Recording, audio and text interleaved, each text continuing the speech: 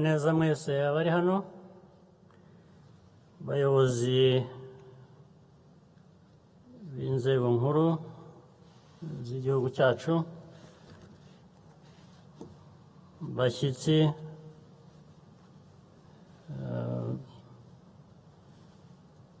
bandi muri hano, hari abashyitsi b'inshuti z'u Rwanda bari hano,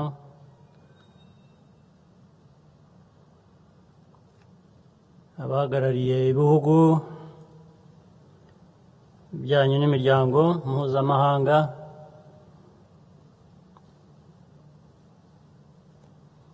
inshuti nyinshi zindi zacu Banyarwanda mwese, mpereye ku byo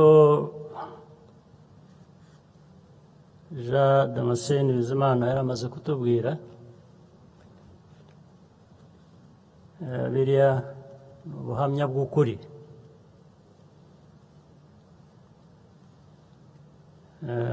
ni ukuri kutazahinduka.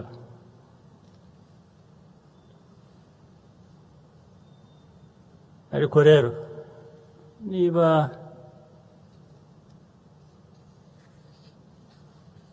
abahakana amateka, ibyabaye, bitabatera isoni,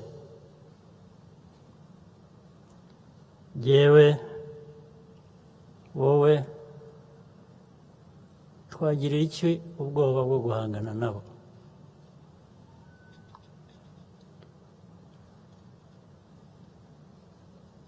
What Jean Damascene has just told us, those are facts. Facts of our history, facts about what happened and the responsibilities thereof. For those deniers, if they have no shame, why should I have fear? Ndabashimiye mwese kuba mwaje muri uyu muhango, nubwo yari inshuro ya 27 twibuka abacu, ntabwo uyu muhango tuwufata nk'ibisanzwe. Buri gihe utwibutsa byinshi bikomeye. Kugeza uyu munsi turacyabona imibiri y'abajugunywe mu byobo hirya no hino mu gihugu. Abakoze aya mahano barakidegembya hirya no hino ku isi. Ariko ntabwo twakwemera ko uburemere bw'ayo mateka buduherana. Ikindi kandi ni inshuro ya kabiri kwibuka bibaye muri iki gihe cy'icyorezo cya COVID-19.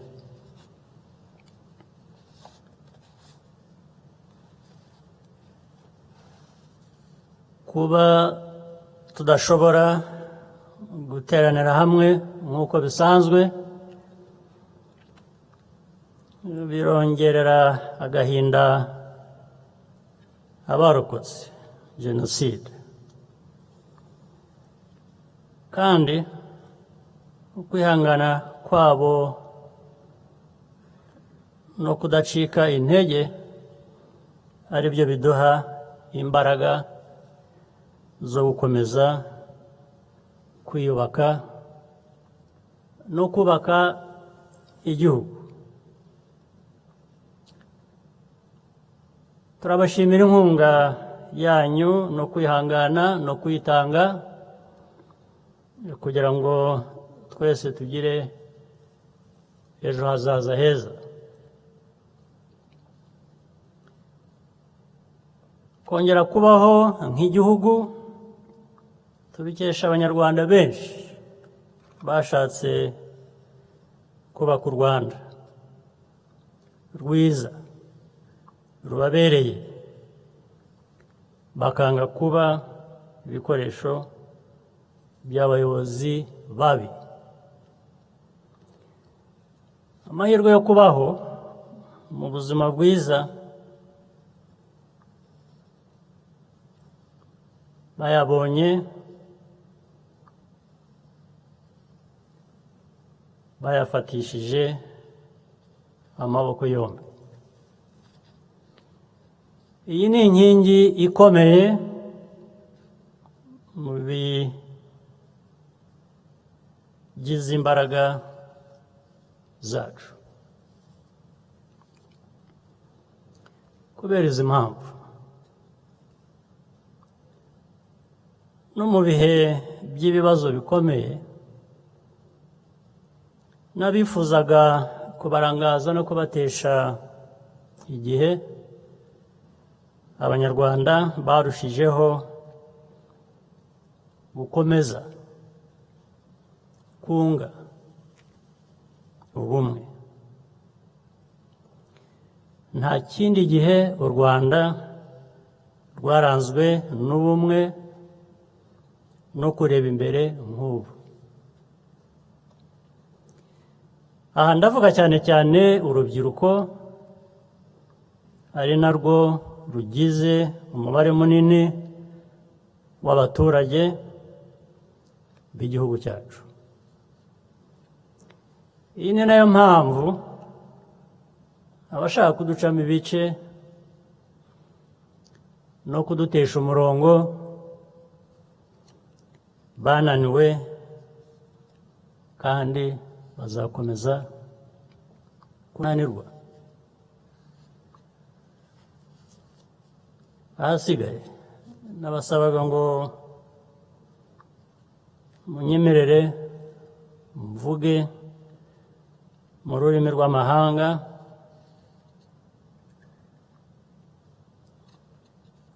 n'abashyitsi bacu bashobore gukurikirana cyangwa se abatari kumwe natwe bari hanze, ngira ngo mbwire bumve.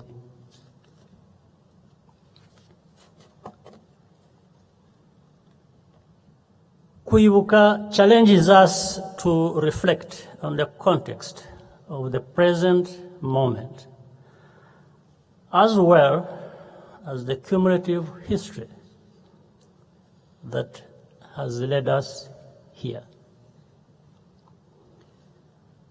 Rwanda may not yet be wealthy and or fully healthy,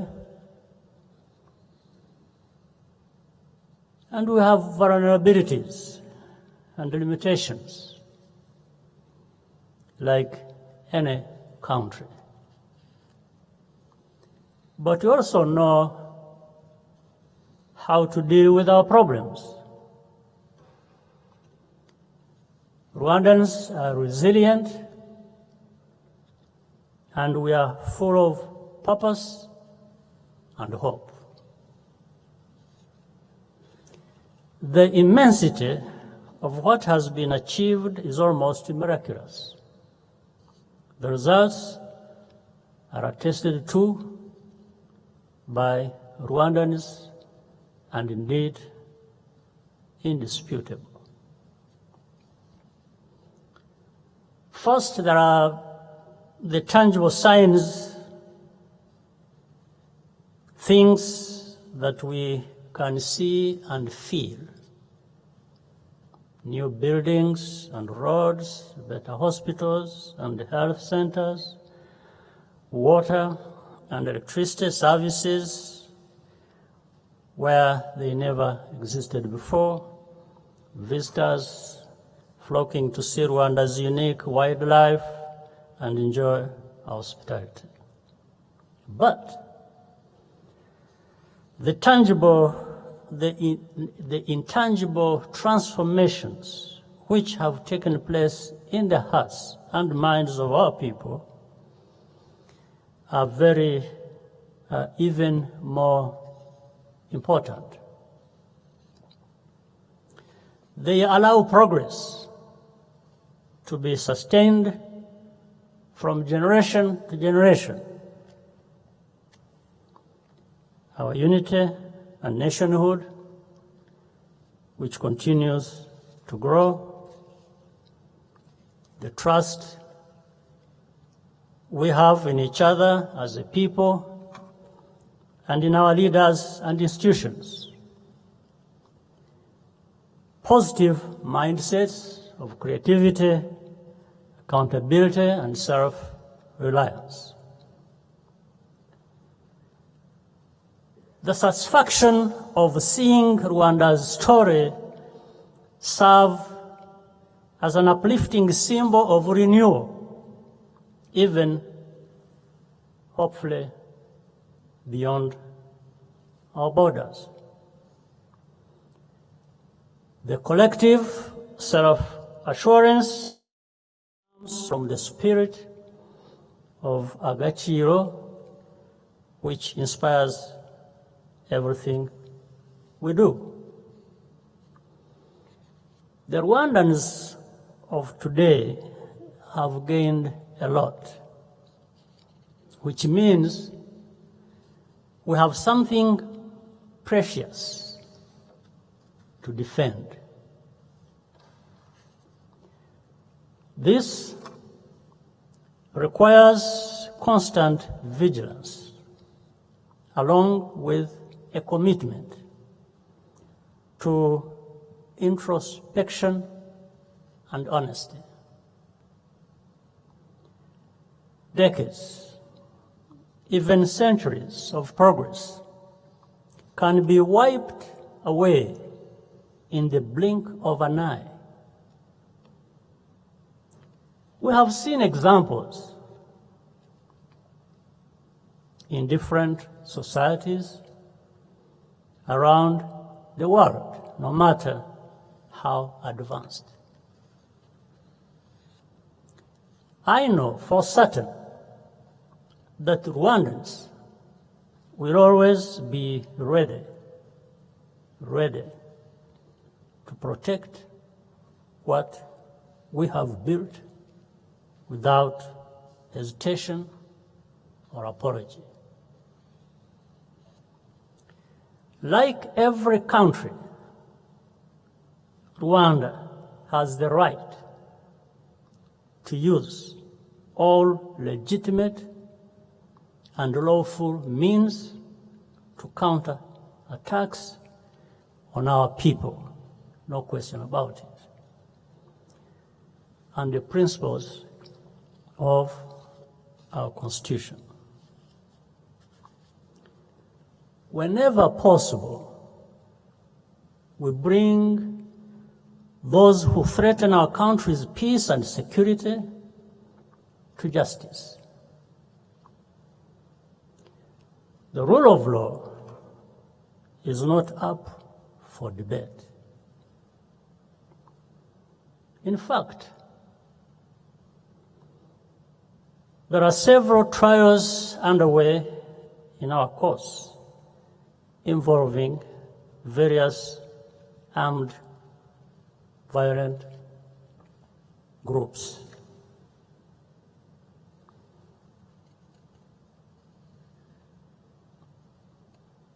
You know, it's funny because among those who are undergoing trial, there are those who have been living outside, protected, one way or the other.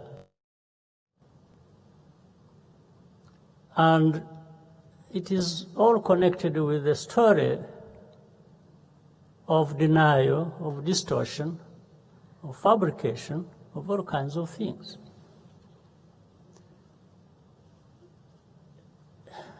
It's interesting to find that when these trials are ongoing, for some, especially those who are hosting these people, the issue is not what they did that they are being tried for. The issue is how they got here.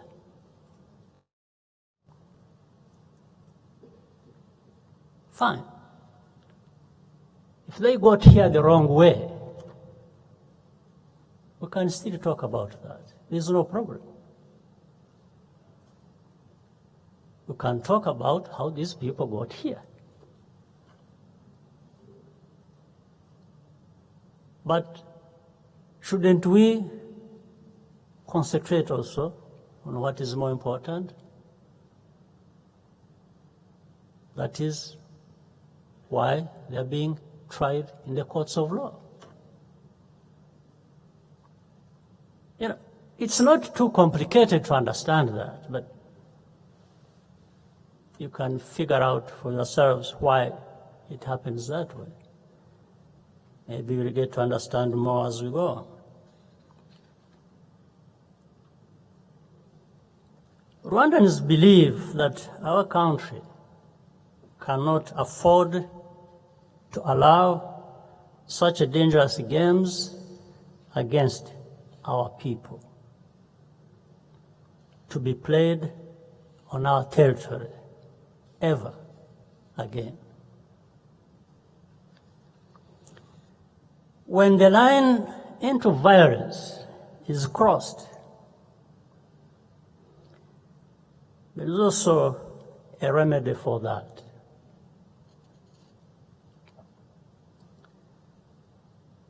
Most of these actors sought international relevance by killing innocent people and threatening our economy.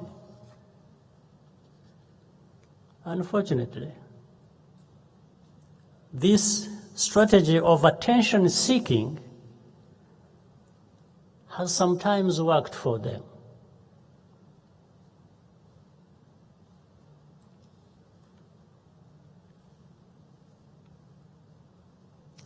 You know, some of these people are out there in places where they have a lot of lessons for us as to what is democracy, what is freedom, what is of political and civil rights. At the same time, they embrace these people, protect them, defend them, speak for them, because they are saying these are people who want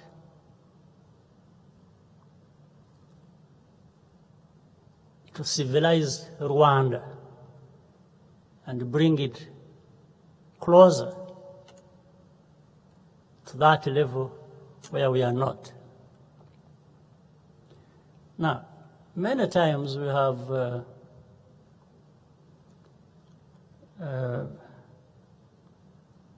I'm trying to get to the bottom of the question I would ask. Why is this? Why does it happen?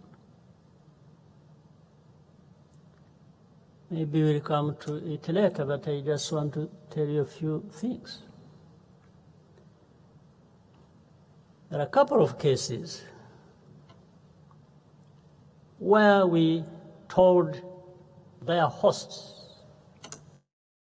of these criminals, that those are actual criminals. They have either killed our people, they have stolen, they have raped, they've done all kinds of things. And we have asked them to try them. And no, they say, no, these are critics of leaders of Rwanda. These are people who are fighting for freedom, for rights of all kinds. Now, what is interesting again, it doesn't take very long before they actually realize what we are talking about, because a couple of them are now serving sentences in those countries. They're in prison for actually having done some of the things we told these people that these criminals have been known for. And in the court, these people, it's really very interesting. When they're being tried out there, in Europe, in America, in different places, still in the court, even with evidence that these people have either raped or stolen money in those countries, they still say, no, it is actually President Kagame who is sending his agents and different things. They are the ones, but I can't. How can I send somebody to come and give you instructions to rape and you rape? How can I send somebody, an agent, to come and ask you to steal and you steal? So if there are cases you need to sort out with Rwandan leaders, that's okay, but you first answer for those cases. So, and then we go back to these people, friends we talk to every day, say, well, but we told you. Still, they will not believe us, even when they have seen this. You heard the other day when the person who was brought here, and the question is how he got here, not how he was associated with, was leading a group that was killing people here in Rwanda. You saw how others still in those countries, when somebody testified in the courts here and confirmed what they were being accused of and said they were planning it outside where they lived, recently one or two people came up and said, yes, that is true. What the other one said in the court is true. In other words, he's admitting that they are actually doing these things they are accused of. But it's like, well, but here we are protected. Nothing is going to come. Nothing is going to happen to us. And maybe you're also not going to be able to bring us there where you have brought that one. So you can see how disturbing this is, but yes, we fully understand the world we live in. So, disgraced former officials, motivated by petty resentments, have spent years cultivating influential foreign gatekeepers with a flimsy campaign of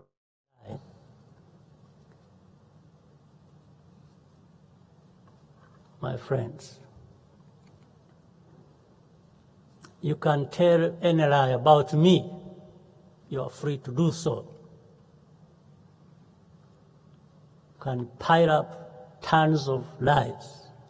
It won't change me. Absolutely not. It won't change this country to be what you want it to be. It doesn't matter how many lies. That I can promise you. When the storytellers happen to have been born in the right kind of place that is out there, their impartiality and integrity is simply taken for granted, just by where they are born. Whatever they say against you is supposed to be taken for granted. It has nothing to do with the facts. But it only has to do with the fact of where this person is born. These are the places where most of these problems come from. Falsehoods become facts, and the victims become villains.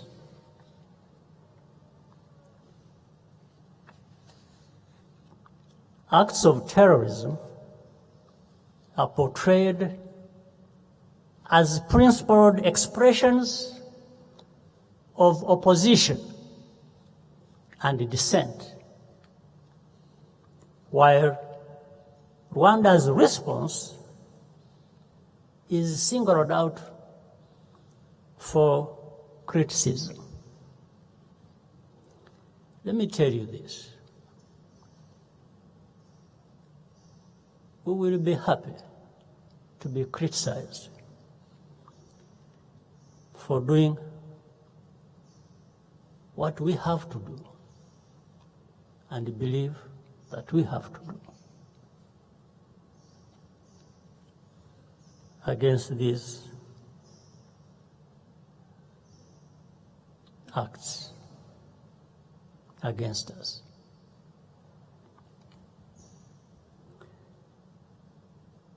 Are these really the people who represent the universal values we all claim to espouse?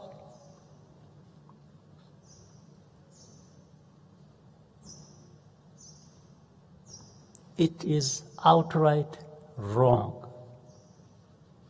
It's wrong. It can't be otherwise. We are left wondering how many bodies there have to be before we are seen as having the right to take appropriate action. Do you remember the famous interview in the old days, 1994, where people had problems of naming what was happening in Rwanda at that time? Some people are struggling to call it genocide. Well, today we have another struggle. People are struggling to call it now genocide against the Tutsis. But the problem of definition started way back in 1994.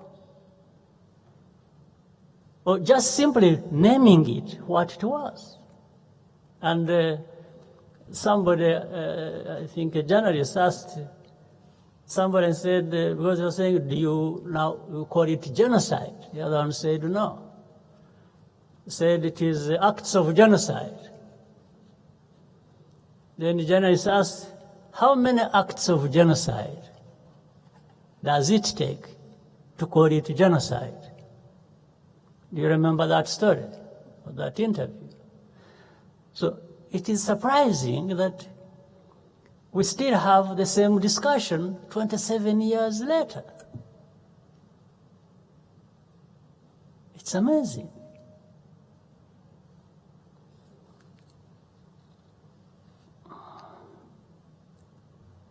Meanwhile, specialists and human rights groups remain silent about the obvious dangers.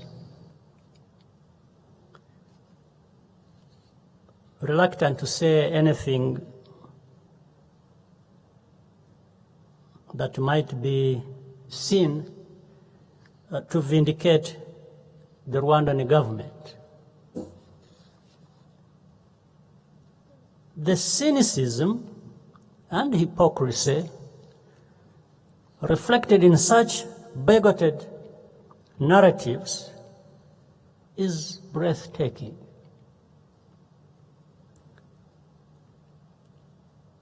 And on our African continent, Rwanda is hardly the only target of these tactics.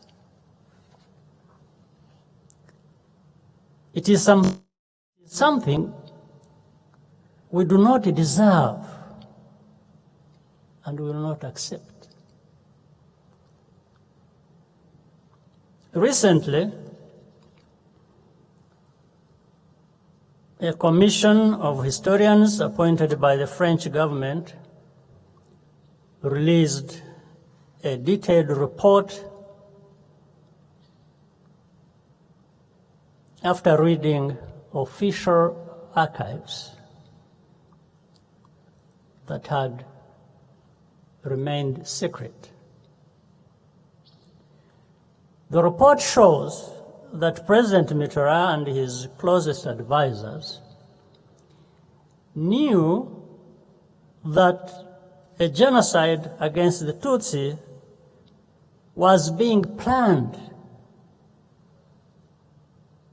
by their allies in Rwanda.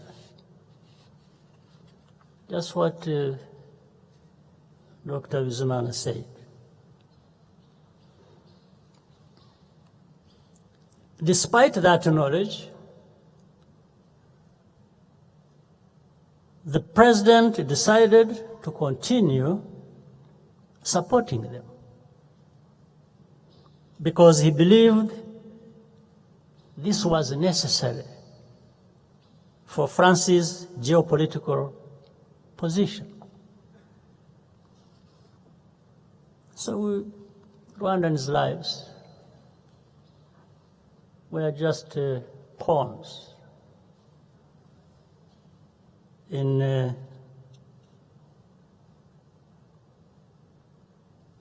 geopolitical games. We welcome this report because it marks an important step toward a common understanding of what took place. It also marks the change. It shows the desire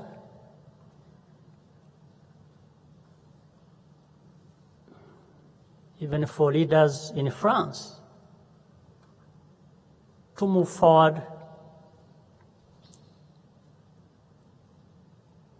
with a good understanding of what happened. And we welcome this. We welcome this. We are going to have the report presented to us. We have been informed about it, and it's a good thing. Rwanda will also have a word to say in the near future. In fact, it is maybe around the third week of this month.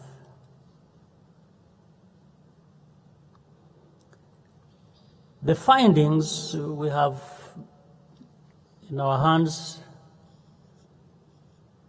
based on the work that has been done by people who are commissioned to do that, almost similar or parallel to what was being done in France. The findings go in the same direction.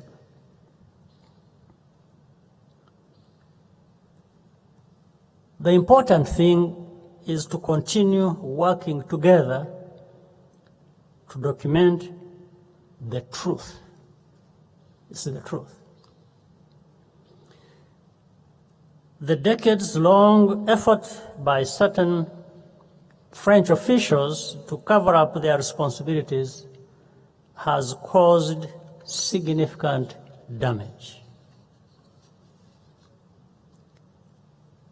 History was falsified by promoting the lie of the so-called double genocide, including with the mapping report.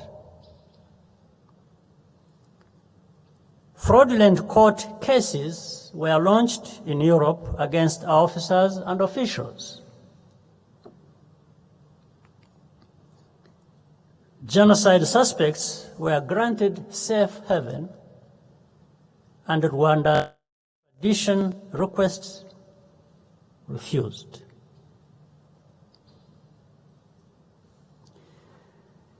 And this was not just in France. It's just because I was talking about the report. Even in other capitals of those developed countries, we know of cases that have gone on for close to 15 years. There are places where there are about 4 or 5 genocide suspects. Files are very clear. We talked to the country hosting them. We begged them. We said, case files are ready, they are here. Can you please give them to us for trial? The answer was no, we have no extradition treaty, we have this, we don't trust your courts, we don't trust your laws, we don't. Okay, we said, fine. We needed your trust, but you don't want to give it to us. Fine. So, can you try them in your courts of law? Because if you have a problem with our courts, you don't have problems with your courts. And then even after that request, they still have excuses for not. And it continues and goes on and goes on. But at the same time, these are people who have all kinds of blame to level against us. And you say, but why don't you do that? Are you not ashamed of protecting genocide suspects? Covering up for them for any reason? Okay, if you said you don't want me to try them, why don't you try them?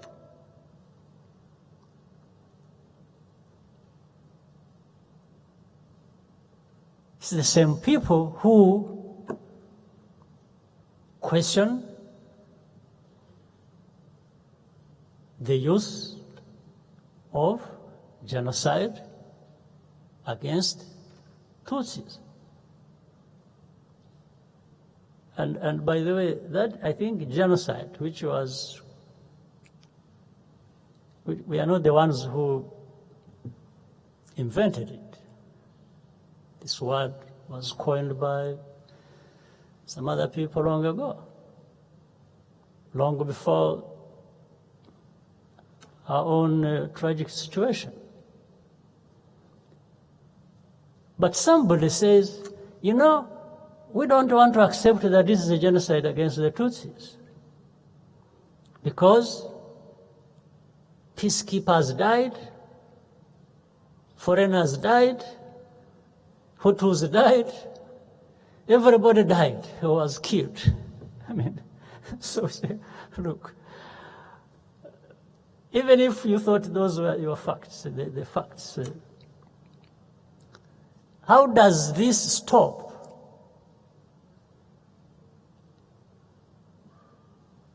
isolating this case and treat it the way it should be treated? And then you can come up with your long list of other cases to deal with. So I don't doubt these people's capacity or logic or anything. No, it's something else. It's like saying, no, let's not try this guy for the crimes he committed. Let's deal with the case of how he got to this court. Let's forget about that. So we have a long way to go.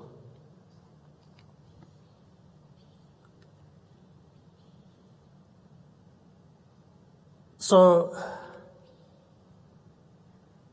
when these genocide suspects are granted safe haven and extradition requests refused,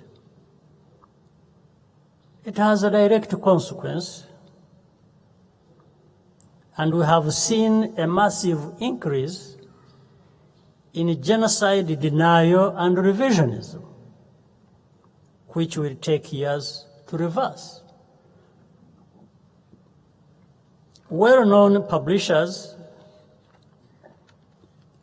release books accusing the RPF itself of having masterminded the genocide in order to take power.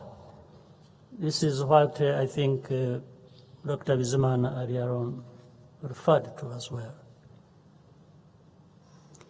What is even more disturbing is that too many people who know better prefer to stay out of it by keeping quiet. Ago, a country, I remember, issued a statement to mark the commemoration of the genocide. This was really supposed to be, normally on this day, we can get a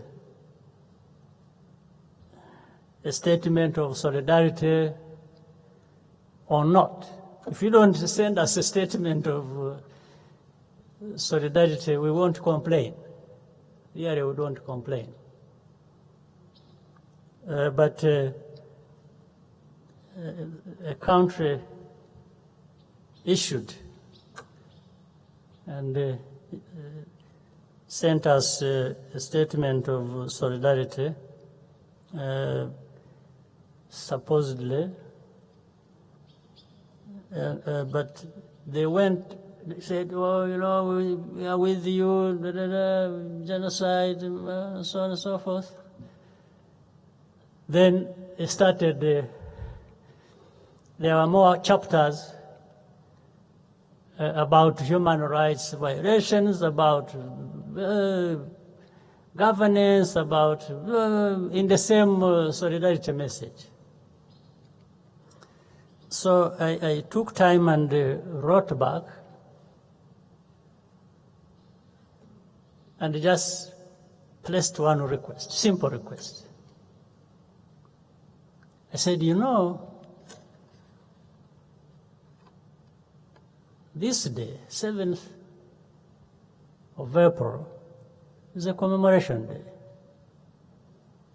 And it's just one day in 365 days of the year, just one day. So I asked them, I said, can't you spare us just this one day? And then for the remaining number of days, 364, you can write anything you want. You can abuse us, insult us in any way you want for the rest of that year. I said, but spare us this day. Fortunately, I think they got the message. So they have learned to separate. But there are others who don't learn. There are others who don't learn and who maybe on the way are their statements saying the same things. But we really have space to accommodate that as well.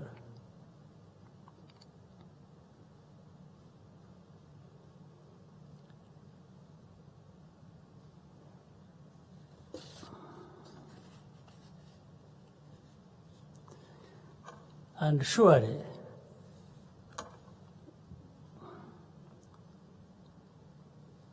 and yet, despite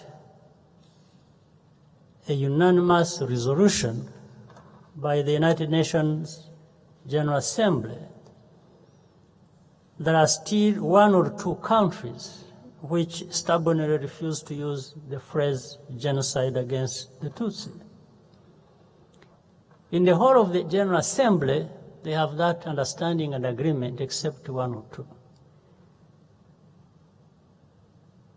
Just as they resisted using the word genocide that I told you of in 1994, until it was too late. Then they came back to the word itself. But we heard that, I think some people had a problem that if they called it genocide, then it puts a heavy burden on them to act, to stop it. So they were really trying to avoid the heavy burden of stopping it by refusing to call it genocide. But it's interesting how history repeats itself. So we have almost gone full circle. From 94 to now, we have a repetition of questioning words and definitions and all kinds of things. It is as though this simple recognition of what the word should be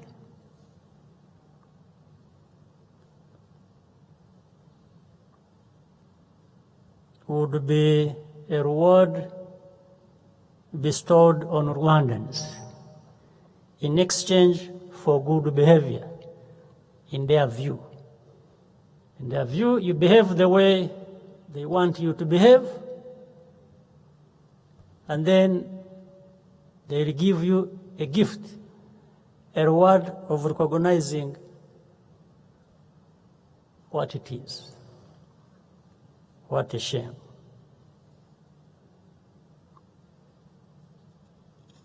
But I don't think we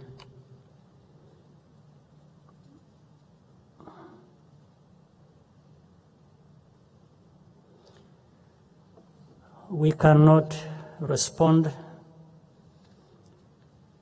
to blackmail on such matters of principle. Unfortunately, a new generation of Rwandans in the diaspora, this is a really small group,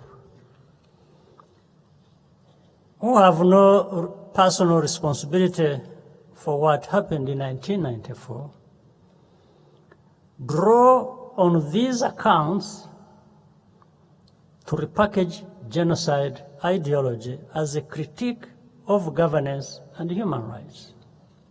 And they're picking it from there or being supported by that. For us in Rwanda, we are not being held back. We move forward. There is no difference so big that a hand extended in good faith will not be reciprocated. That is how we Rwandans are, who our history has made us. But the currency of forgiveness is truth.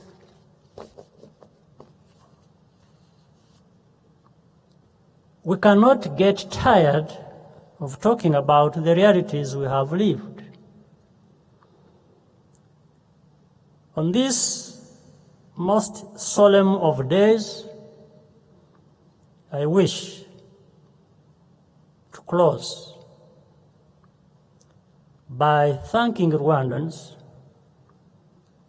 for remaining dedicated to the task of unity and reconciliation. We also thank the many friends around the world who have joined with us over the years. Not only that, let me again for the story I told you earlier. While people are having problems of calling what it was genocide and so on and so forth at the United Nations,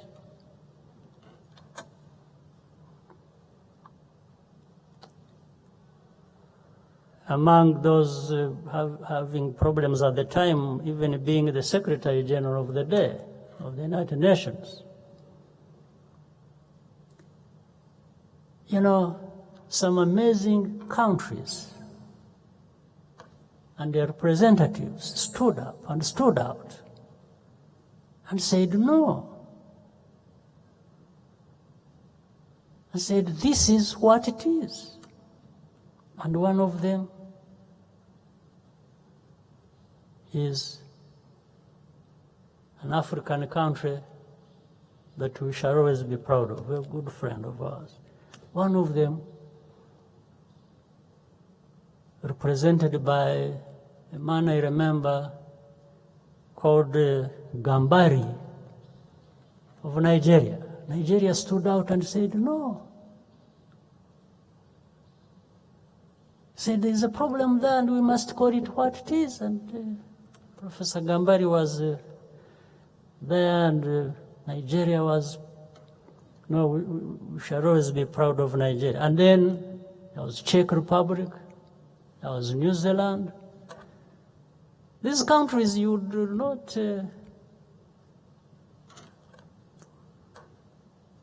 think about first when it comes to, there's a tendency to always think about these being, in some sense, countries. But so that is what we will always be indebted and thankful to some of these people across the world.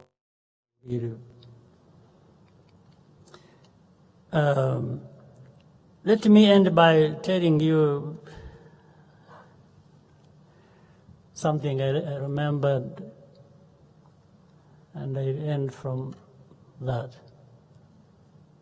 When we were still young and going to primary school, I remember being told a story of a lion or leopard and a sheep.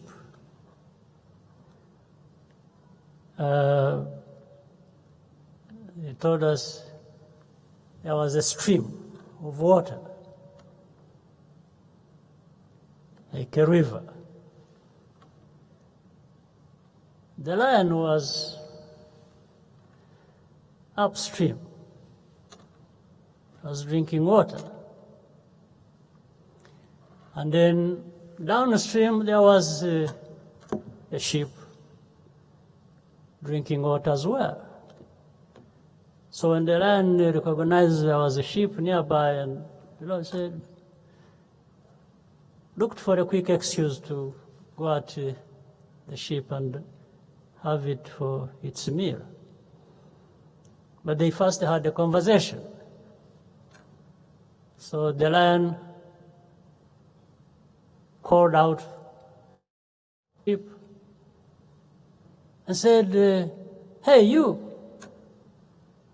see, I'm here drinking water and you are just making it dirty. So you are making dirty the water I'm drinking. And the sheep humbly said, but sir, I'm downstream. Where I'm drinking the water from, even if I was making it dirty, it's not coming up to you, it is continuing the way. So the lion got angry, said, felt provoked. Said, how dare you? How dare you answer back to me like that? You are even abusing me. The sheep said, I'm really sorry, I didn't want to abuse you, I'm not abusing you, forgive me. Said, even the other day, actually you abused me. Then the sheep says, no, but sir, it's the first time I have come to drink water from here, so it's not me. And the lion said, you see, you're really, annoying me. If it's not you, if it is your brother, your sister, or you, who was here, how? So I say, no, sir, I am not even aware of my sister or brother that came here. I have come from so far away, it's the first time.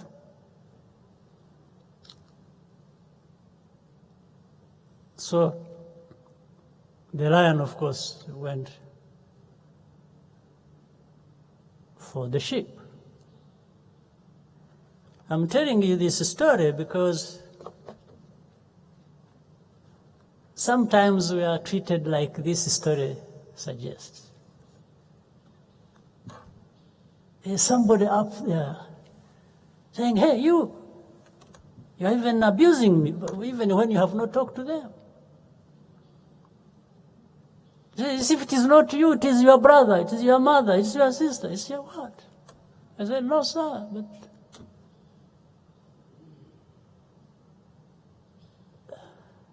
I think some people have been doing that to us.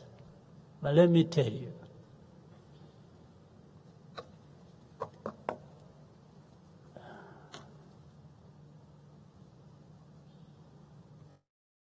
don't ever accept to be sheep.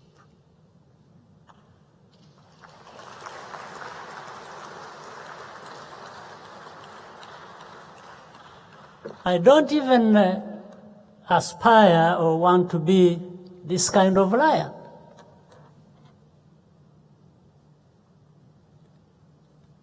I'm going to be happy being who I am that will challenge this lion. Thank you very much.